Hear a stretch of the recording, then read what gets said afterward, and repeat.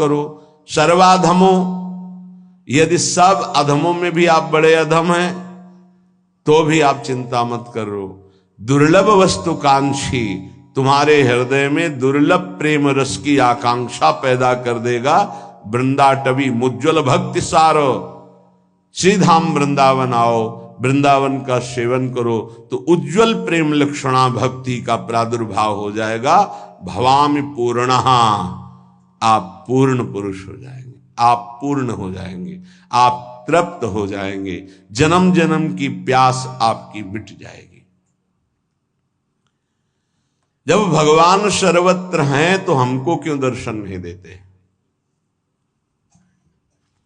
बहुत मंगलमयी ऐसी वृत्ति आ जाए जिसके अंदर कि जब हैं, कहा जा रहा है, रोज सुना जा रहा है, वासुदेवा सर्वमिति, भगवान वासुदेव ही सब रूप में है, श्री कृष्ण सब रूप में विराजमान है, तो वो मेरे को क्यों नहीं दिखाई देते? है तो सर्वत्र। बहुत सुंदर बात है, अगर आप इसे समझ लें, ध्यान से सुनना। भगवान ने जो ये श्लोक कहा, ये यथा माम प्रपद्यन्ते तास तथैव भजाम्यहम मम वर्तमान वर्तन्ते मनुष्या पार्थ सर्वशा। भगवान यहां कह रहे हैं कि मैं संसार में साक्षात विराजमान हूं, माया से ढका हुआ नहीं, साक्षात ज्यों कहते हुए सब भगवान बने हुए हैं। जैसे कुम्हार निर्माण करता है पात्रों का, तो कुम्हार अलग, चाक अलग, पात्र जिससे बने वो धातु अलग। लेकिन यहां ऐसा नहीं, यहां बनाने वाले भगवान, बनने वाले भगवान और मिटने वाले भी भगवान। वो अपने आप से अपने आप में लीन हो जाते हैं, अपने आप से अपने आप का विस्तार कर देते हैं। तो मुझे क्यों नहीं दिखाई दे रहे? जब साक्षात भगवान है, बहुत सुंदर है, अगर समझ जाओगे तो भी आनंद आ जाएगा। मुझे क्यों नहीं दिखाई दे रहे? तो कह रहे भगवान के रूप में तुम देखना कहां चाहते हो? अपने को शरीर मान करके अपने लिए जो जो चाहिए वो देख रहे, तो भगवान उसी रूप में आपके पास है। आपने भगवान को भगवान के रूप में कब देखना चाहा? ये प्रश्न अपने अंदर, फिर उत्तर तुम्हें मिल जाएगा, इसीलिए नहीं दिखाई देते। सर्वत्र भगवान है तो मुझे क्यों नहीं दिखाई दे रहे? बोले सब कुछ स्वयं भगवान बने हैं, पर हमने अपने को स्त्री मानकर, पुरुष मानकर, शरीर मानकर, अपने लिए जो प्रिय है, भोग प्रिय है, वस्तु प्रिय है, पद प्रिय है, सामान जो जो, तो मेरे भगवान वही वही आपके सामने रूप रख के आ रहे हैं और आप देख रहे हैं। मुझे घड़ी की आवश्यकता है, तो ये घड़ी साक्षात श्री कृष्ण है। न ये पहले थी न बाद में रहेगी, वर्तमान में वही है जो पहले थे और बाद में रहेंगे, बीच में भी वही है, पक्का। उनकी दर्शन वृत्ति तुम्हारे अंदर नहीं है, तुम्हारे अंदर है वस्तु, व्यक्ति, स्थान के रूप की, सानिध्य की। तो तुम्हारे पास जो जो वस्तु, व्यक्ति, स्थान हो, स्वयं श्री कृष्ण बने हुए हैं। पर तुमने कभी श्री कृष्ण नहीं माना, तुमने पत्नी माना, पति माना, पुत्र माना, वस्तु माना, पदार्थ माना, घर माना, दृश्य माना। इसीलिए भगवान तुम्हारे नेत्रों में रहते हुए भी दिखाई नहीं दे रहे। हम भगवान के द्वारा विस्तृत किए हुए अपने स्वरूप को, भगवान ने अपने स्वरूप को, हम उसे नहीं देखना चाहते। हम अपनी चाह वाली वस्तु चाहते हैं। जो चाह करोगे हरि उसी रूप में आपको। जैसे आप जब किसी महापुरुष का प्रभाव सुनते हैं तो लगता है ऐसा कैसे हो सकता है, तो आपको बताएं, ये सब कुछ भगवान बने हुए। जे भी तन्मय होकर वो सोचता है, जितनी तन्मय, कि अब इसकी जगह ये होना चाहिए, तो भगवान ये था माम प्रपद्यन्ते तास तथैव भजाम्यहम्, भगवान उसी समय उसी रूप का त्याग करके वो रूप धारण कर लेते हैं जो वो संकल्प किया। अब आपको दिखाई दे रहा है अभी तो माइक रखा था और अभी यहां अमुक वस्तु आ गई, ये तो बड़ा चमत्कार। ये चमत्कार नहीं है, ये तन्मयता है। आप में कौन सी सिद्धि है, लेकिन आप जो चाह रहे हैं भगवान वही रूप रख रहे हैं। बहुत सुंदर बात है, ये शायद आप समझ पाए। जैसे बालक खिलौना चाहता है तो माता पिता यद्यपि उसे गोद में बैठालना चाहते हैं पर हटकर उसे खिलौना दे देते हैं। ऐसे ही परम दयालु भगवान यद्यपि अपने को प्रदान करने के लिए तुम्हें मानव जन्म दिया, पर तुम्हें खिलौना चाहिए विविध प्रकार के खेल खेलने के लिए, तो उन्हीं खिलौनों के रूप में श्री भगवान आ जाते हैं। आज तुम जिनसे जो बर्ताव कर रहे हो सीधे भगवान से कर रहे हो, किसी और से नहीं कर रहे। अगर हमारे अंदर चाह मिट जाए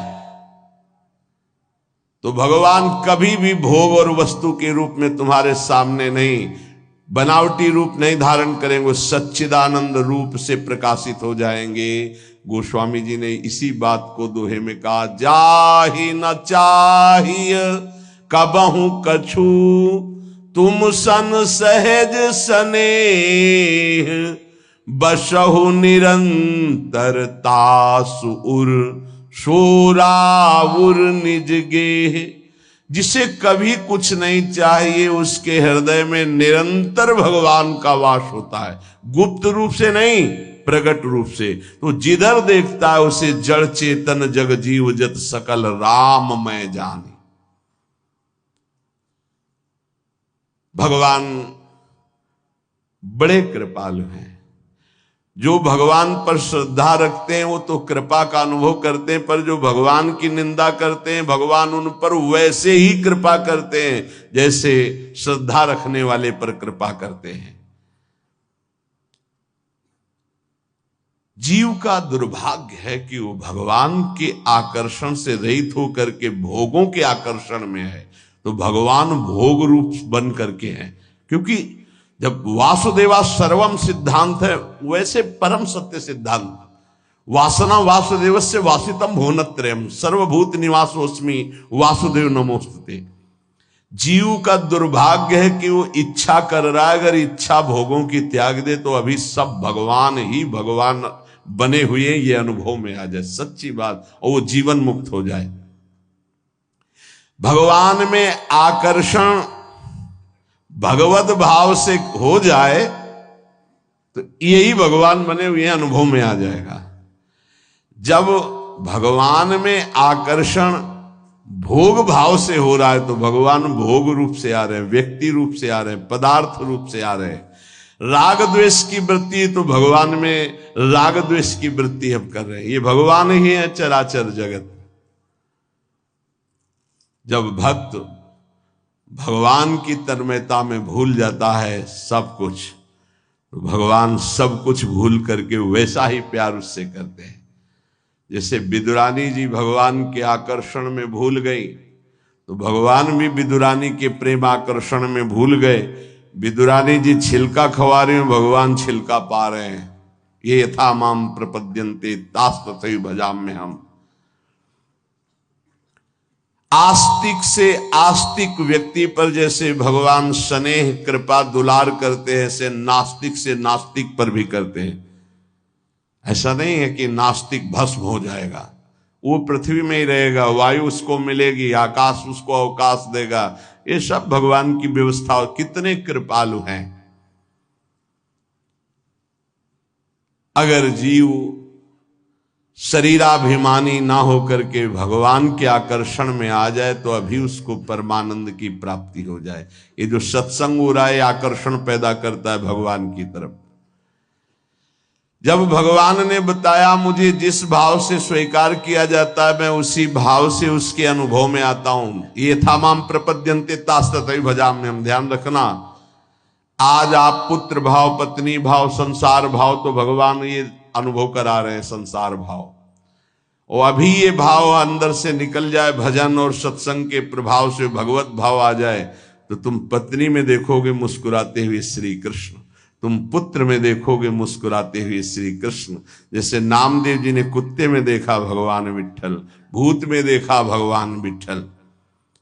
तो ये क्यों ऐसे करुणा में भगवान का लोग आश्रय क्यों नहीं ले पा रहे? जब भगवान इतने कृपालु हैं कि नास्तिक से नास्तिक पर भी कृपा करते हैं, तो लोग भगवान का भजन क्यों नहीं करते? अनन्य क्यों नहीं हो जाते भगवान श्री कृष्ण के? निरंतर भगवान श्री कृष्ण की आराधना क्यों नहीं करते? क्यों भटक रहे हैं? जब इतने कृपालु भगवान है तो सब कोई क्यों नहीं भजन करता? तो भगवान उत्तर दे रहे स्वयं, कांक्षन्तः कर्मणां सिद्धिं यजन्त इहि देवताः क्षिप्रं हि मानुषे लोके सिद्धिर्भवति कर्मजः।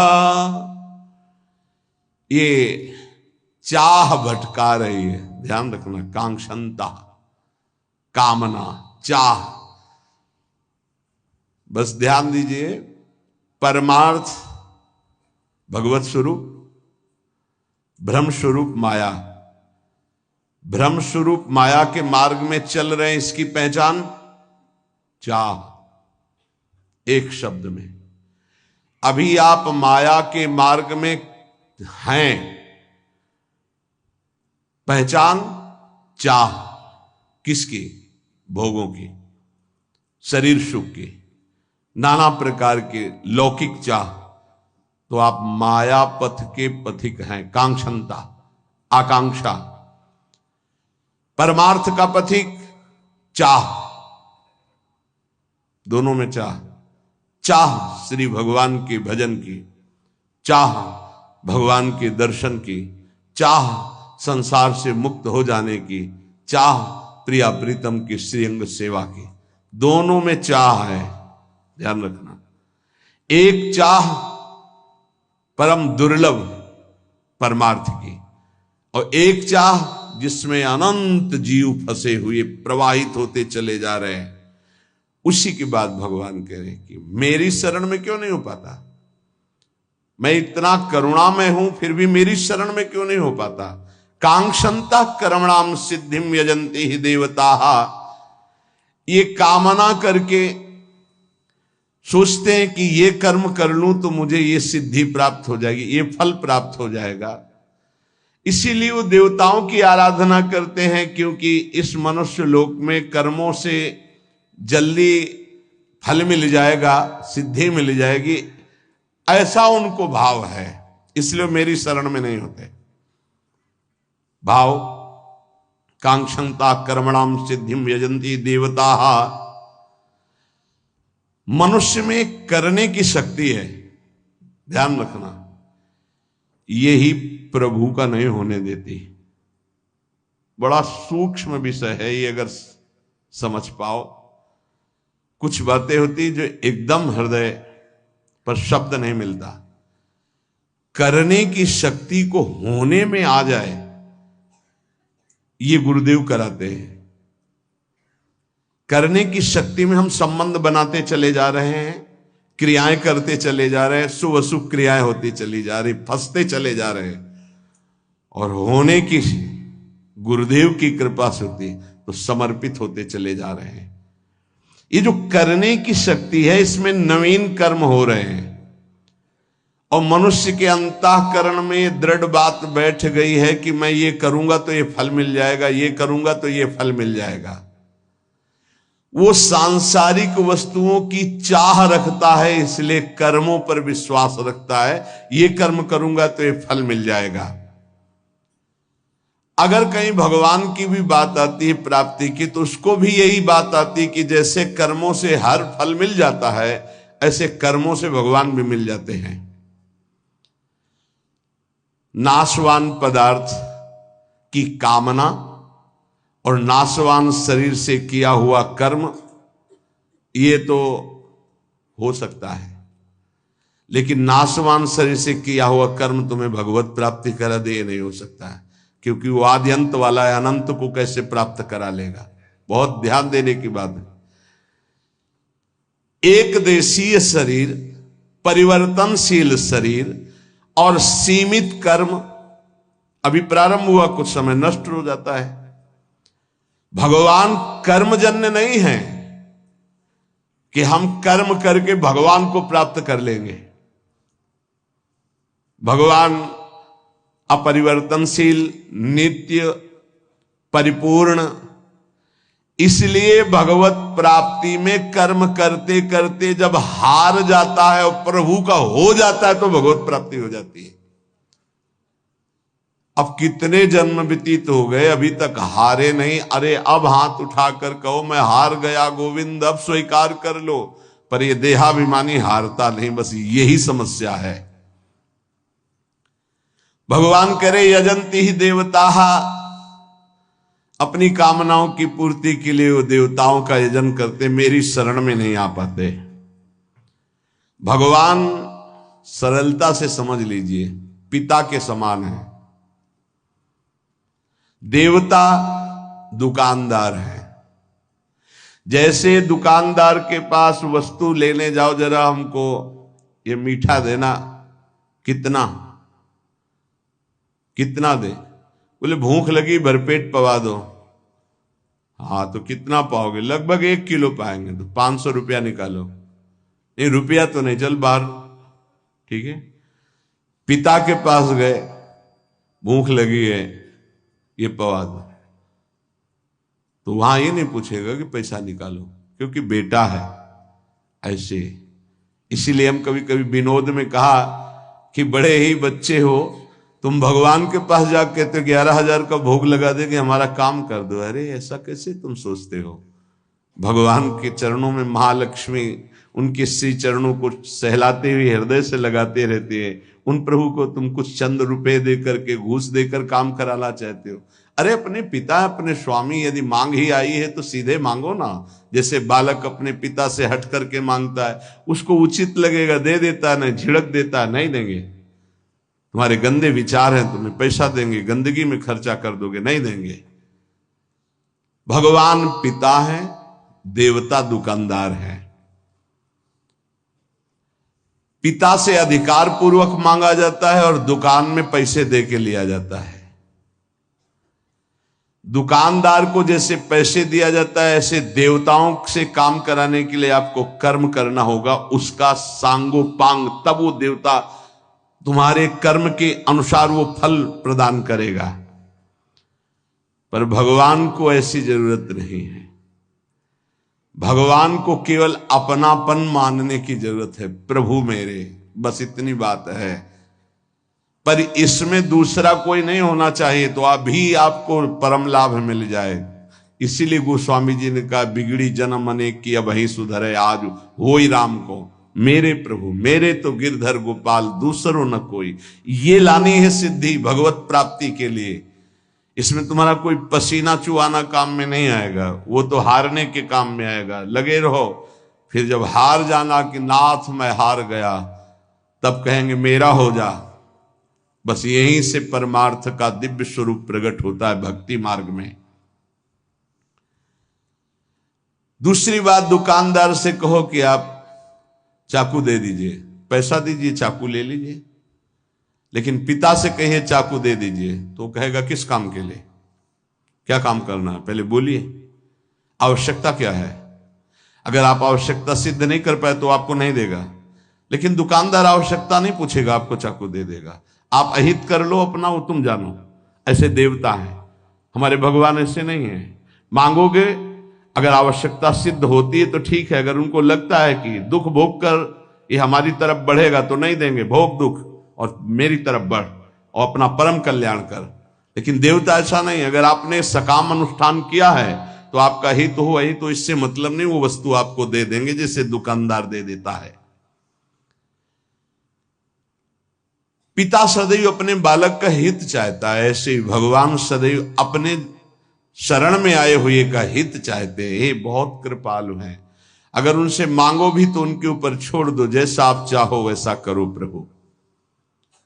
क्षिप्रम ही मानुषे लोके सिद्धिर्भवति कर्मजा। ये जितनी भोग भूमियां हैं, जितने भोग के लोक हैं, जितनी भोग वस्तुएं हैं, मनुष्य चाहता है मैं कर्म करके इन्हीं भोगों को भोगूं, कृपा निधान भगवान ऐसा नहीं होने देते।